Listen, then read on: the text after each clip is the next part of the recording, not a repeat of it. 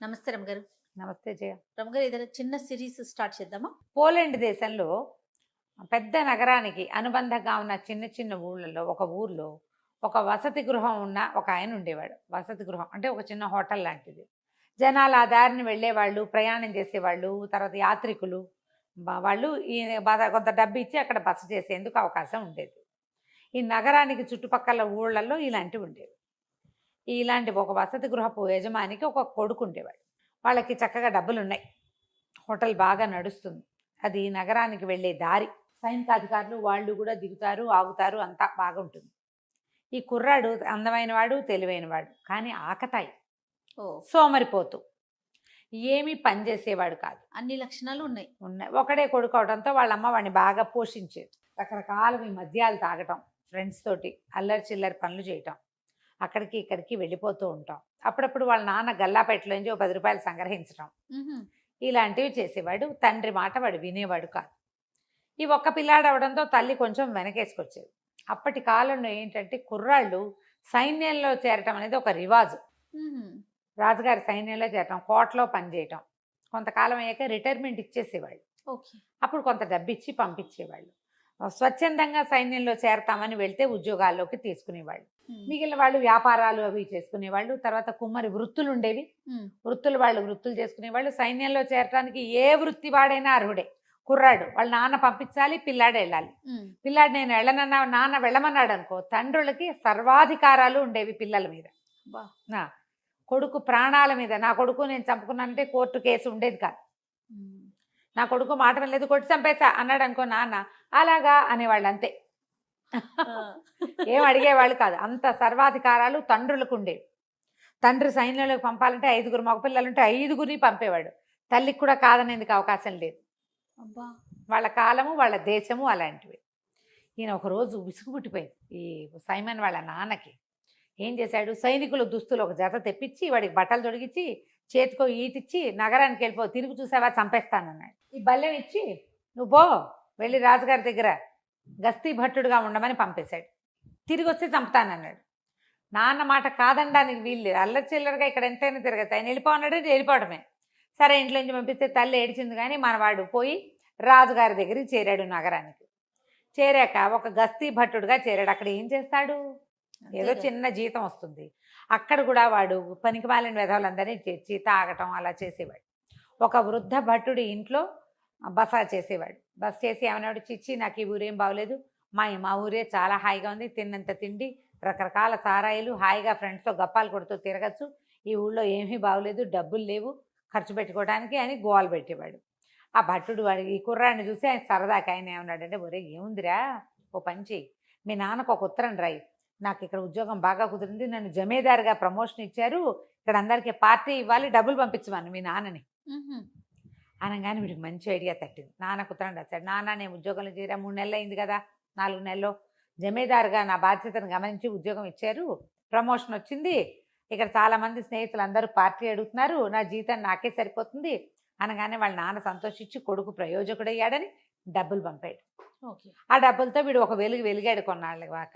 తర్వాత ఏం చేశాడు, వాడికి ఐడియా తెలిసిందిగా, నేను సుబేదారుని అయ్యా నాన్న అని మళ్ళీ 6 నెలలకు ఉత్తరం రాశాడు. మళ్ళీ నాన్న డబ్బులు పంపించాడు. జమీదారు సుబేదారు అయిన తర్వాత సైనికాధికారి అవ్వాలి. సరే ఇంక ఏం చేయాలో ఆలోచించి ఏం చేశాడు, చివరికి డబ్బులు కావాలి వీడికి. వీడికి వాడి ఫ్రెండ్స్ అంతా పార్టీలు అడుగుతారు, బయటికి వెళ్ళాలి, ఎక్కడికైనా తినాలి, తాగాలి, ఆడేయాలి, అందుకని నేను సైనికాధికారిని అయ్యాను అని ఉత్తరం రాసేశాడు.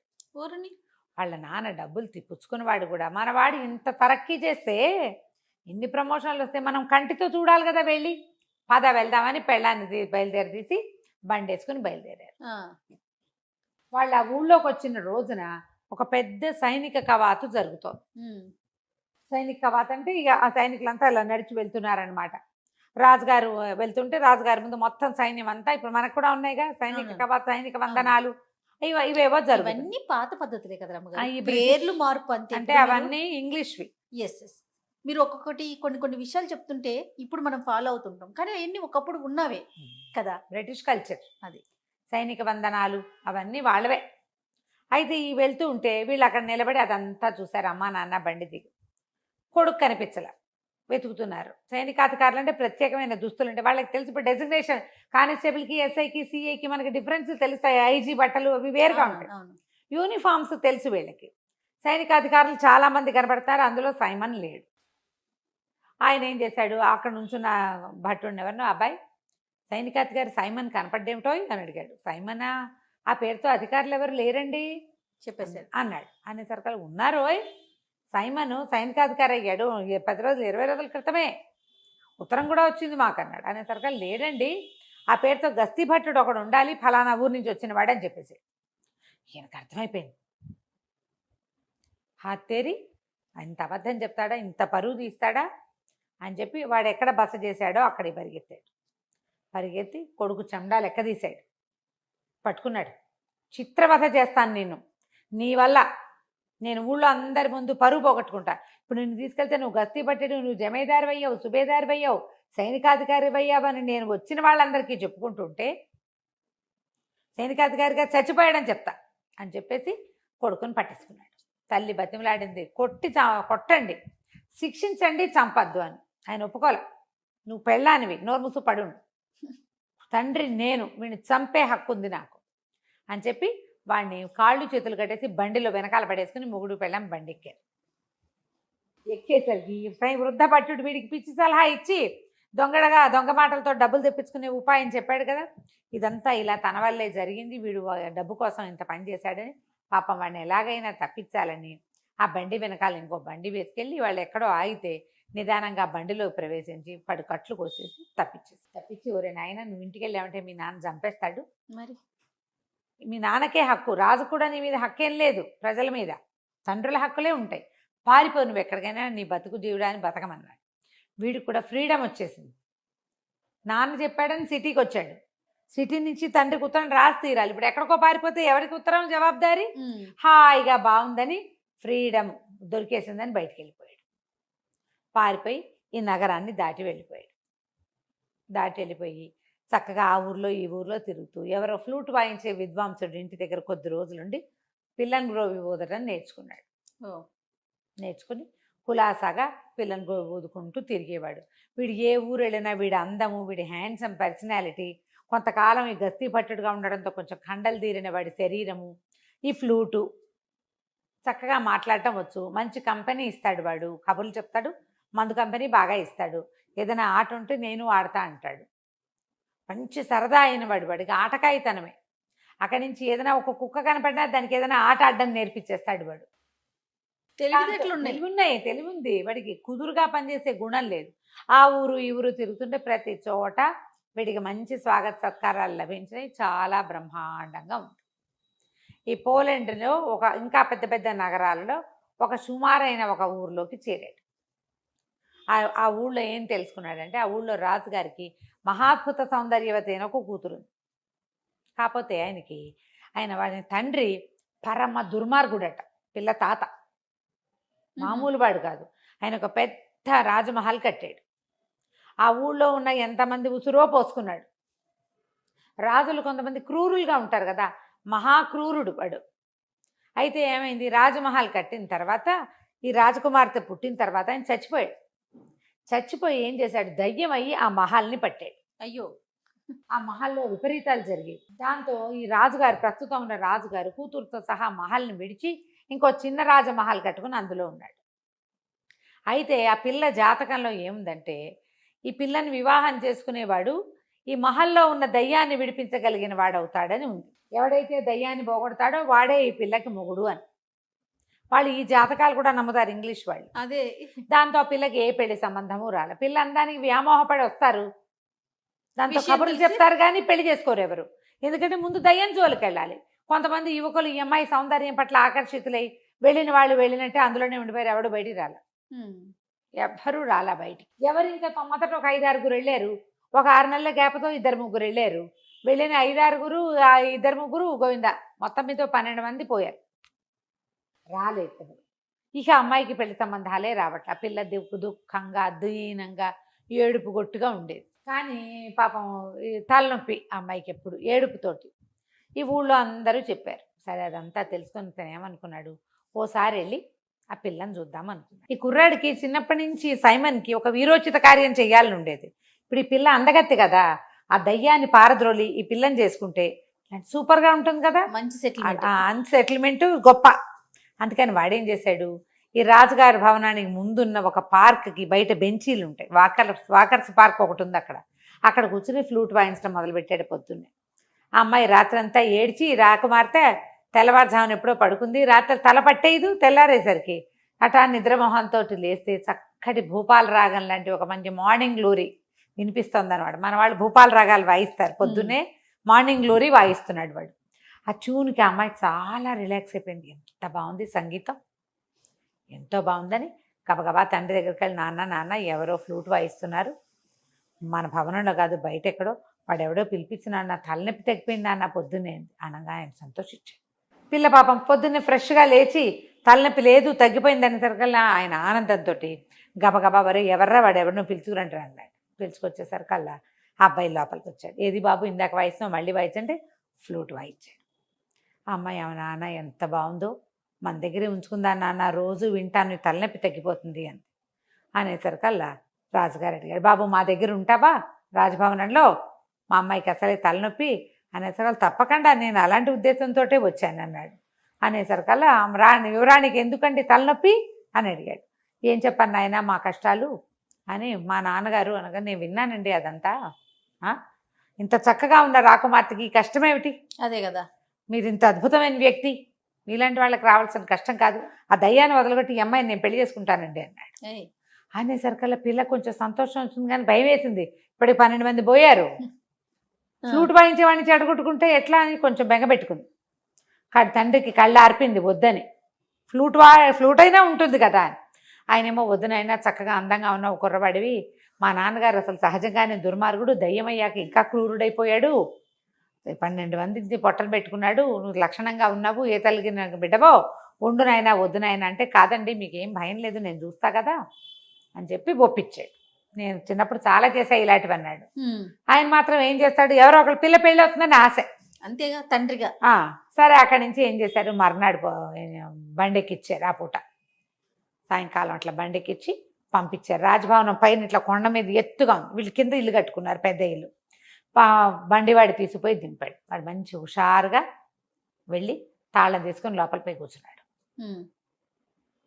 చీకటి పడేసరి కల్లా ఆ లోపలంతా దుమ్ము, పెద్ద మందిరం, అన్ని పరదాలు, పెద్ద పెద్ద చిత్తరువులు, బంగారంతో చేసిన కొన్ని విగ్రహాలు, దీపపు కుందులు, క్యాండిల్స్ అన్నమాట, క్యాండిల్ స్టాండ్స్, అద్దాలు, ఎంత బాగుందో కళాత్మకంగా.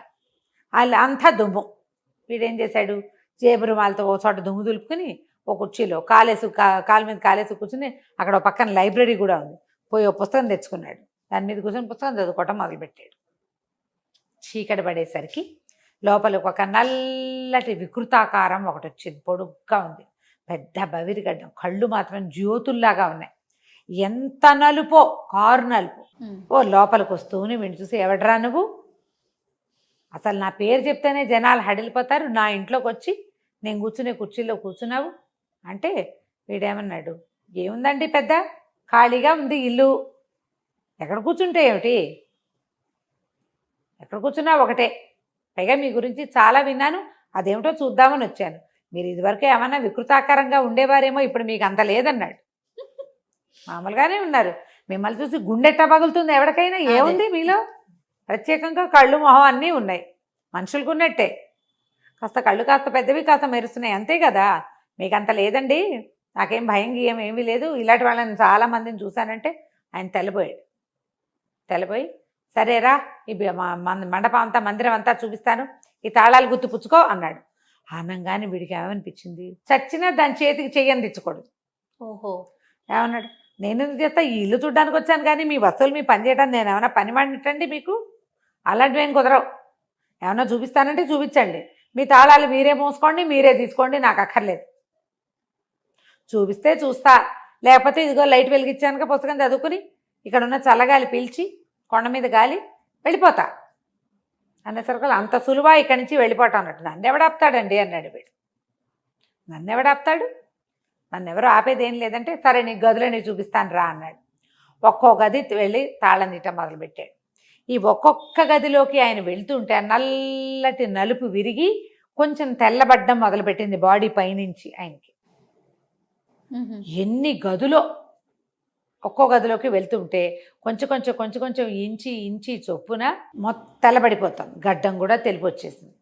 బెడ బాడీ అంతా తెల్లబడిపోయింది. అదేంటంటే ఒక గాలిలాగా కదులుతున్న ఆకారం నల్లగా ఉంది. ఇప్పుడు తెల్లబడి అక్కడి నుంచి ఆఖరి గదిలోకి తీసుకుపోయాడు. ఇది ఆఖరి గది, దీని తాళం తీయన్నాడు. అనగానే తాళం తీసుకోకూడదు అనిపించింది కుర్రాడికి. నేను ఎందుకు తీస్తాను, ఇన్ని తాళాలు తీసిన వాళ్ళు అది తీయలేరా, అది కూడా తీయండి మీరే అని అన్నాడు. ఆఖరి తాళం తీస్తే అందులో నుంచి దుర్వాసన వచ్చింది. 12 శవాలు ఉన్నాయి లోపల. ఓహోహో. ఈయన పూర్తిగా తెల్లగా అయిపోయాడు. ఆయన ఎక్కడి నుంచి ఏం చేశాడు, గొడ్డలు తీసుకొచ్చాడు. నాయన నువ్వు ధైర్యశాలివి, ఎవడో ఒకడు నాకు ఇక్కడి నుంచి విముక్తి ఇవ్వాలి. ఈ గొడ్డలు తీసుకో, నా మెడ కొట్టేసి ఒక దెబ్బ నన్ను కొట్టేయాలి. నన్ను కొట్టలేక నన్ను చూసి భయపడి నాకు ఆ వికృతాకారాన్ని తెచ్చారు వీళ్ళంతా. ఒక్క దెబ్బ కొట్టావా నేను వెళ్ళిపోతా, నా దారిని నేను. ఈ భవనంలో ఇంకా నాదేం ఉండదు. నా కొడుకు వచ్చి రాజ్యం చేసుకోవచ్చు, నువ్వు కావాలంటే నా మనవరాల్ని పెళ్లి చేసుకోవచ్చు అంటే వీడు ఆలోచించకుండా ఆ చేతుల నుంచి వెండి గొడ్డలు తీసుకుని పటామని మెడ ఎగర కొట్టేశాడు. ఎప్పుడైతే ఈ మెడ ఎగిరిపోయిందో ఆ శరీరాన్నిలోంచి ఒక చిన్న పిచ్చిక బయటకు వచ్చి తుర్రుమంటే ఎగిరిపోయింది. ఎగిరిపోయేసరికల్లా వీడు ఏం చేశాడు, ఆ గొడ్డలు అక్కడ వారేసి ఆ వాసన వస్తున్న తలుపు మూసేసి ఆ తాళాలు తీశాడుగా, ఆ తాళాలు గుర్తు చేత్తపుచ్చుకుని వచ్చి హాల్లో పడుకున్నాడు. అర్ధరాత్రి ఎక్కడికి వెళ్తాడు, తెల్లవారి బండివాడు వచ్చేసరికల్లా అన్ని తలుపులు తీసున్నాయి. కుర్రాడు బయటకు వచ్చాడు. రాజుగారు కూడా పరిగెత్తుకొచ్చాడు, ఏమైనా అయిపోయాడేమో వీడుని. ఆయన ఆశ్చర్యపోయాడు, ఓరిని నువ్వు భలేవాడివిరా అని. అక్కడి నుంచి తీసుకెళ్లారు. అమ్మాయితో పెళ్ళి అన్నారు. సంతోషంగా ఉన్నారు కొద్ది రోజులు. పెళ్ళి అయిపోయింది. పెళ్లి కాల, కొన్నాళ్ళు విందులు వినోదాల్లో కాలక్షేపం చేశారు. ఈ బిల్డింగ్ అంతా క్లీన్ చేయడం, శుభ్రం చేయడం అవన్నీ ప్రీ వెడ్డింగ్ లో ఉన్నారు. అక్కడి నుంచి కుర్రాడు అన్నాడు, నేను చాలా సంవత్సరాలు అయిపోయింది, నేను ఇంట్లో నుంచి వచ్చేసాను, 2-3 ఏళ్ళు అయిపోయింది, మరి మా అమ్మ నాన్నని చూసి రావాలి, నేను వాళ్ళని వెళ్ళి తీసుకొస్తా పెళ్ళికి, నేను ఒక్కడనే కొడుకుని అని చెప్పాడు. చెప్పేసరికల్లా సరే వీళ్ళు ఏమన్నారు, యువరాణి అంది, నువ్వు వెళ్ళిపోయి మళ్ళీ రాపోతే అంది, ఏం కాదు గడువు పెడతా 15 రోజులు 24 రోజులు, నేను రాపోతే నువ్వు రా, నువ్వు వచ్చి ఇదిగో ఇది దారి, మా ఊరిది, పోలాండ్ మధ్యలో నుంచి ఇట్లా వెళ్ళాలని దారి మ్యాప్ అన్నీ గీసిచ్చాడు. తండ్రి పేరు, ఊరి పేరు, ఊళ్ళో పెద్దవాళ్ళ పేర్లు, అన్ని పేర్లు రాసిచ్చాడు. వాడేమో అబద్ధం చెప్పటల్లా. అక్కడి నుంచి కుర్రాడితో పాటు మంది మార్బలం బయలుదేరారు కొంతమంది. మరి రాకుమారుడు అయ్యాడు కదా, రాజకుమార్తెకి భర్త. మంది మార్బలం బయలుదేరేసి తీసి కొన్ని గుర్రాలు, కొంత డబ్బు, మరి పనివాళ్ళు ఓ 15-20 మంది దాకా బయలుదేరారు. గుర్రాలు వేసుకుని వెళ్ళటం మొదలుపెట్టారు. వాడు నెలల తరబడి ఆ ఊరు ఈ ఊరు దాటుకుంటూ ఇక్కడికి వచ్చాడు. మరి వెళ్ళాలంటే అంత సమయం పడుతుంది కదా. పోలాండ్ రాజుగారి కజిన్ బ్రదర్ ఈ రాజుగారు. ఓహో. రాజు రాణి ఉన్నారు ఇక్కడ. అక్కడి నుంచి కుర్రాడు బయలుదేరేసరికల్లా ఏమైంది, ఒక అడవి దారి పట్టారు. అడవి దారి పడితే అడవి దారిలో ఒక సత్రం ఉంది.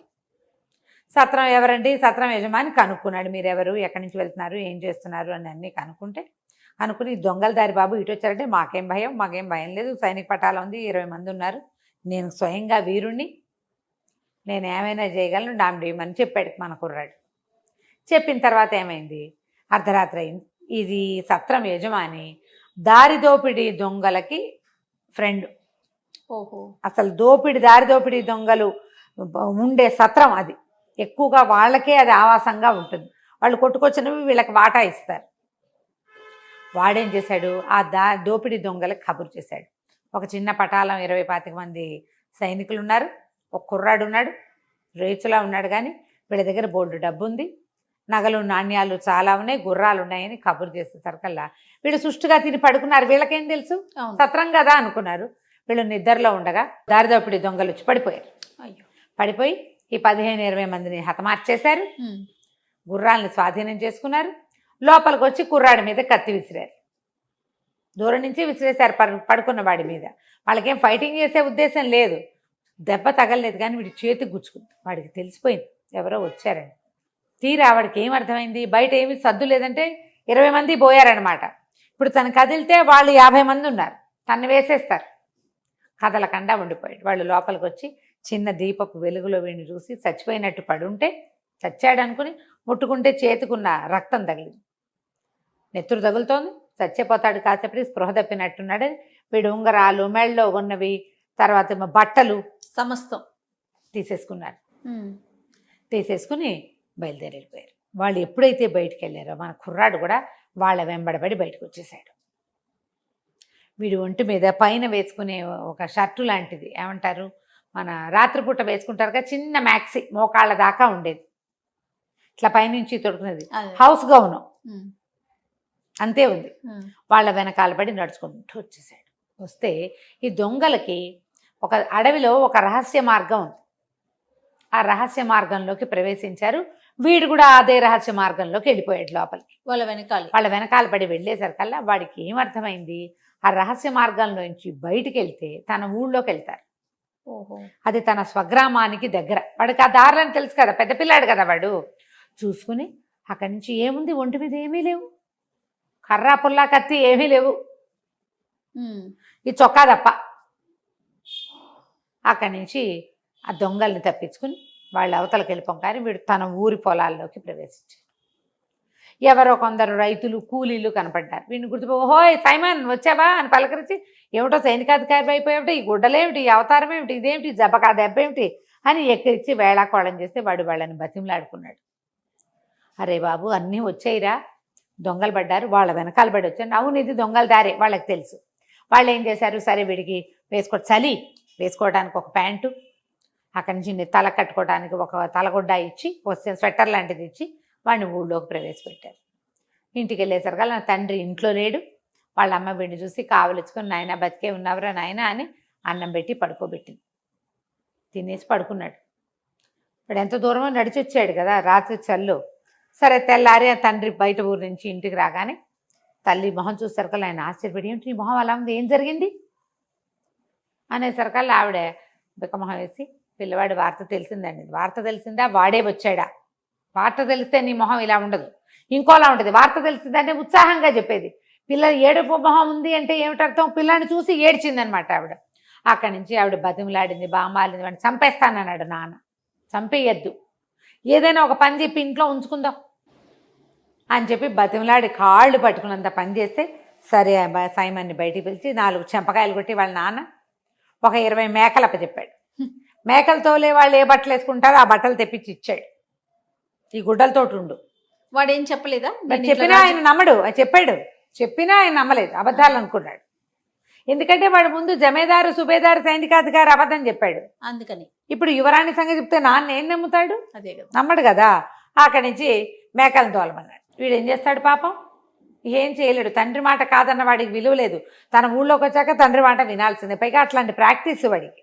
ఇక మేకలు తోలటం మొదలుపెట్టాడు. వాడికి ఫ్లూట్ అలవాటు ఉంది కదా, ఆ ఫ్లూట్ ఊదుకుంటూ మేకలకి చక్కగా డ్యాన్సులు చేయటము, తలకాయలు ఊపటము అలా నేర్పించి ఉంచుకుంటున్నాడు. రోజు అక్కడే ఉండేవాడు. నెల గడిచింది, ఇది అబ్బాయి వెనక్కి రాల. ఇక్కడ యువరాణి సైమన్ ఇంటికి వెళ్ళిపోయాడు. వాళ్ళ నాన్నేమో అతనికి మేకలు కాసే పని అప్పచెప్పి ఈయన ఫ్లూట్ పట్టుకొని వెళ్ళిపోయాడు. మేకలను కాసుకుంటున్నాడు. నెల దాటిపోయింది.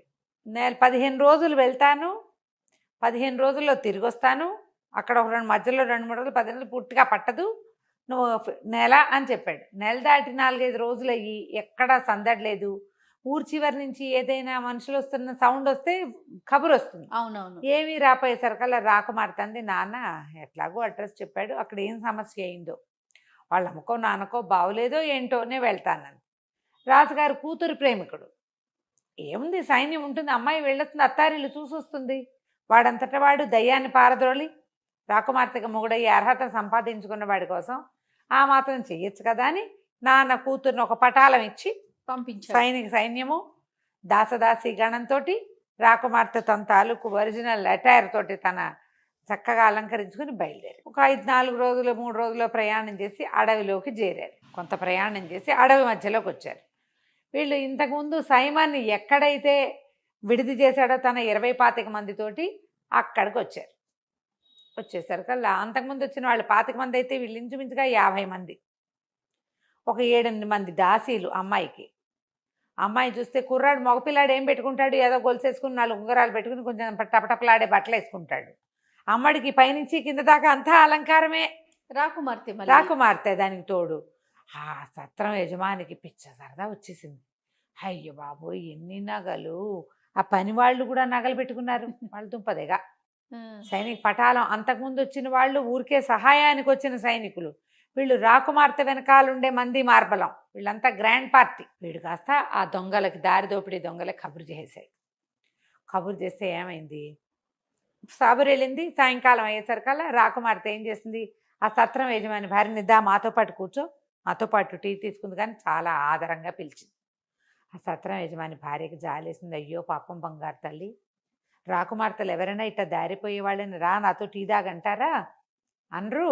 దీనికి మంచి మాట చెప్పాలని, ఓయమ్మా తల్లి, మా ఆయన దొంగవాడు, దారిదోపిడి దొంగలకు స్నేహితుడు, అసలు ఇక్కడ విడిది చేసే వాళ్ళే ఇట్లా మీలాగా వచ్చేవాళ్ళు చాలా తక్కువ, వచ్చిన వాళ్ళు వచ్చినట్టు వీళ్ళు నిర్మూలించేస్తారు.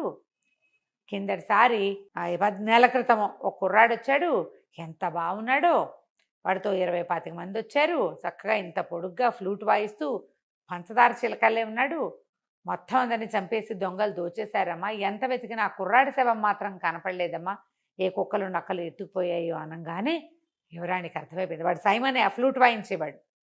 ఈవిడేమన్నా, నువ్వేం కంగారు పడకు, నేను హ్యాండిల్ చేస్తానని ఈ సైనికుల్ని, రాత్రి వీళ్ళేంటి పగలల్లా ప్రయాణం చేసి వచ్చారు ఎండల్లోనూ, అక్కడ ఈ రాత్రి శుభ్రంగా తింటే పడుకుంటారు ఒళ్ళు తెలియక, సేఫ్ ప్లేస్లో ఉన్నామని బయటికి వెళ్ళి సైనికులు 50 మందికి, ఒరే ఎవ్వరూ నిద్రపోవద్దు, తక్కువ తినండి, ఆహారం కూడా వీళ్ళు పెట్టినవి తినద్దు, తిన్నామని చెప్పి బయటపారేయండి, రెడీగా అటెన్టివ్గా ఉండండి, ఆడాళ్ళని కూడా తినేవాళ్ళ. వాళ్ళు పెట్టింది తను కూడా రాత్రి భోజనం తింటే పడుకునేందుకు ఏం కలుపుతారో అందులో, వీళ్ళు లోపల ప్రయాణంలోకి తెచ్చుకున్నటువంటి రొట్టెలు వెన్న తినేసి మాట్లాడకుండా కూర్చున్నాడు, నిద్రపోయినట్టు నటించారు. ఇట్లా దొంగలు లోపలికి అని రావటం ఏమిటి, 50 మంది, వాళ్ళు 20-25 మంది వచ్చారు. లాస్ట్ టైం చాలామంది వచ్చి చిన్న పటాలం ఉంది, వీళ్ళేమో నిద్రపోయేవాడిని ఏం చేయొచ్చు, ఈజీ కదా. మొత్తం అంతా తిరగబడి మీదబడి సత్రం యజమాని కూడా మెడ నరికేశారు. వచ్చిన వాళ్ళందరూ పోయారు, వాళ్ళ గుర్రాలు మిగిలినాయి, యజమాని పడిపోయాడు. అక్కడి నుంచి తెల్లవారంగానే తట్టబుట్ట సర్దుకున్నారు. ఆ యజమానురాలికి ఈ శవాలన్నీ అప్పచెప్పి ఓ 4 దోసెళ్ళ ధనం ఇచ్చి, మరి మీద పడ్డప్పుడు చంపక తప్పలేదమ్మా, పోన్లేమ్మా దుర్మార్గుడు పోతే పోయాడు, ఎంతమందినో చంపి పాపం మూట కట్టుకున్నాడు అంటుంది ఆవిడ. వచ్చేటప్పుడు మళ్ళీ విడిది చేస్తామని, ఇక్కడ ఎవరినైనా పెట్టి నిన్ను మాతో నమ్మకస్తురాలుగా ఉంచుకుంటామని మాటిచ్చి బయలుదేరి వెళ్ళిపోయారు. ఇక అమ్మాయికి ముందు మ్యాప్ గీసి ఇచ్చాడు, తనేమో ఒక రోజులో వెళ్ళిపోయాడు. ఈ రహస్య దారి, అడవి దొంగలు వెళ్తున్నటువంటి అది అడవి దారిలో రహస్య దారులు ఇంకుండా తన ఊరికి సింపుల్గా వెళ్ళిపోయాడు సైమన్. వీళ్ళకి టైం పట్టింది, వాడు అప్పుడే తెలుసుకున్నాడు ఆ దారి. వీళ్ళు గీసి ఇచ్చిన మ్యాప్ ప్రకారం నిదానంగా ప్రయాణం చేసుకుంటూ రాకుమారి తలిసిపోకుండా ఆ ఊరు తీసుకుపోయారు. తీసుకెళ్తే దూరం నుంచి సైనిక పటాలం వస్తుంటే మనవాడు మేకలు కాసుకుంటున్నాడు. ఎప్పుడైతే ఆ పతాకాలు కనపడ్డాయో రాకుమార్తె తన కోసం వచ్చేస్తుందని తెలిసిపోయింది వాడికి. ఆ పతాకాలు యువరాణికి ఒక రకం, రాజుకు ఒక రకము ఉంటాయి. చిన్న బ్యాండు, తక్కువ మంది జనము, తర్వాత ఏమో ఇలా స్త్రీలు వస్తున్న సంకేతము తెలియగాని వీడేం చేశాడు, తన దగ్గర 20 మేకలు ఉన్నాయిగా, ఆ మేకల కాళ్ళకి మెళ్ళలోను పువ్వుల దండలు కట్టాడు. పువ్వుల దండలు కట్టి అక్కడ సైనిక కవాతులు ఉంటాయి నగరాల్లో, మేకలతోటి కవాతు చేయించాడు సైమన్. ఫ్లూట్ వాయిస్తూ ఆ మేకలు 20ని ఆవిడకి ఎదురుగుండా, ఆ వస్తున్న పటాలానికి ఎదురుగుండా వెళ్తే అందరు నవ్వలేక పడి తెచ్చారు. మేకలు చేసే కవాతులు చూసి అవి తలకాయ లుపుతూ కాళ్ళు నేల మీద కొడుతూ నడుస్తూ వస్తూ ఉంటే గొప్ప సరదా వచ్చింది. యువరాణి దిగి పరిగెత్తుకొచ్చింది. ఏంటి ఇట్లా చేసావు, ఏమైపోయావు అంటే, ఇగో ఇలా జరిగింది, మాకు తెలియలేదు, ఒక దొంగదారిని గుండా వచ్చేసాను, కానీ నాకు బయటకు వచ్చే వీలు లేకపోయింది, మా నాన్న చండశాసనుడు, సరే నేను రాకపోతే నువ్వే వస్తావులే అని స్థిమితంగా ఉన్నాను అని చెప్పాడు. చెప్తే అమ్మాయి ఏమంది, సరే వెళ్ళిపోదాం, మీ నాన్నకి చెప్పు ఉండాల్సింది కదండి, మా నాన్న చెప్పినా నమ్మడు, అంతకుముందు నేను అబద్ధాలు చెప్పున్నా కదా అనేసరికి సరేనంది యువరాణి. అక్కడి నుంచి సైమన్ మేకలు దోలుకుని ఈవిడ తన గుర్రాలతో సహా చేరారు అక్కడికి. వాళ్ళ నాన్న నడిపిస్తున్నటువంటి, ఏమంటారు దాన్ని, మన ఆహారశాల లాంటిది ఏదో ఒకటి, చిన్న హోటల్ లాంటిది. అక్కడికి వెళ్ళేసరికల్లా ఈ రాజకుమార్తె తెలిసిపోతుందిగా, ఊళ్ళో అందరికీ తెలిసిపోయింది. ఆయన వచ్చి వీడికి వందనం చేశాడు. చేసేసరికల్లా, ఏమిటి ఇటు వచ్చారంటే, నేను నీ దగ్గర ఉంటాను అన్నది. అంటే మీకోసం పెద్దవాళ్ళు ఉండటానికి ఇంకా పెద్ద పెద్ద హోటల్స్ ఉన్నాయంటే, కాదు నాకు ఇదే నచ్చింది, మీ చిన్న మోటర్లే నచ్చింది, నేను ఇక్కడే ఉంటాను.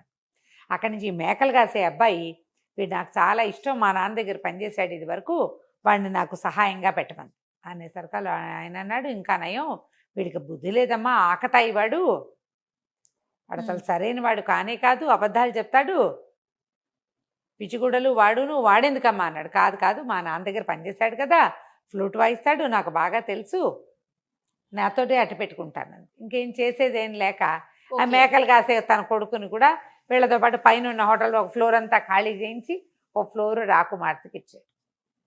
వీళ్ళిద్దరు బాగా కబుర్లు చెప్పుకున్నారు. తెల్లవారి పొద్దున యువరాణి దిగొచ్చింది. దాంతోపాటుగా సైనికాధికారి దుస్తులు ధరించిన సైమన్ కూడా దిగొచ్చాడు.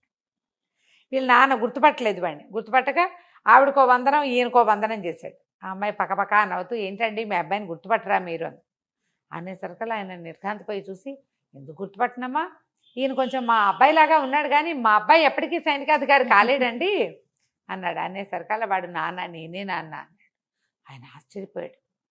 అట్లా ఎట్లా అయ్యావురా, పోలాండ్ నగరంలో ఉన్నవాడివి, ఈవిడ ఈ నగరానికి ఎలా వెళ్ళావు, ఎట్లా సైనికాధికారి అయ్యావంటే అప్పుడు రాకుమార్తె, మీ అబ్బాయి వల్లే మా రాజ్యానికి పట్టిన పీడ విరగడైంది, మా తాత దయ్యం వదిలి మా భవనం మాకు చేజిక్కింది, మేమిద్దరం వివాహం చేసుకోవాలనుకున్నాం, మా అమ్మ నాన్న కావాలన్నాడని పంపించాను అనేసరికి వీడు జరిగిందంతా చెప్పాడు. అంతకుముందు తల్లికి చెప్పాడు, తల్లి అంతా నమ్మింది, తండ్రి చచ్చిన నమ్మల, వీడు అన్ని అబద్ధాలు అంటాడు ఆయన. అదేలే, చిన్న వెధవ, వీడు ఎలాగ దయ్యాన్ని వదిలిస్తాడు, వీడు ఎట్లా దొంగల నుంచి తప్పించుకొస్తాడు, ఆయన నమ్మకం లేదు అబ్బాయి మీద.